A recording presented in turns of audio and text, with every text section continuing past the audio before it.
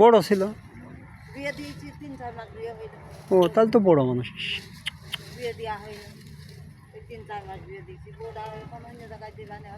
না এখন আর সেই বা কি করবে। হ্যাঁ একটাই ছেলে।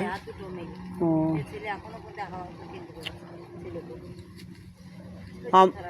আমরাও চাচ্ছি এই যে আমার এটা ছেলে, আমারও একটা ছেলে, আমিও এক বাপের এক ছেলে, আমারও একটা ছেলে। এখন তো কত কষ্ট করে মানুষ করা লাগে না। এখন আল্লাহর হুকুম হয়েছে, আল্লাহ পাঠাইছে, এটাই। আল্লাহ যখনই যার ডাক দেবে আগে আর পরে জাতি তো হবেই।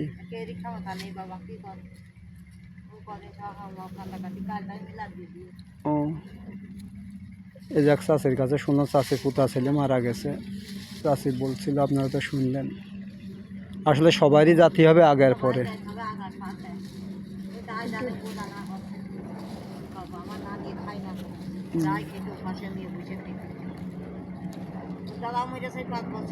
ও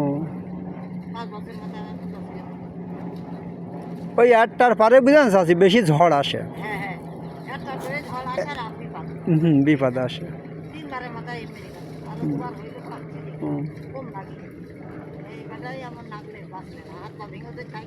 তাহলে তো একটা মনে বুঝ থাকতো, সামনের পার থাকতো। যাক আল্লাহ নিয়ে গেছে, এখন ধৈর্য ধরে থাকতেই হবে। দোয়া করবেন, হ্যাঁ এখন চাচ্ছি দোয়া করা ছাড়া কোনো উপায় নেই, এখন দোয়া করতে হবে, তার জন্যই এই ধৈর্য ধরতে হবে।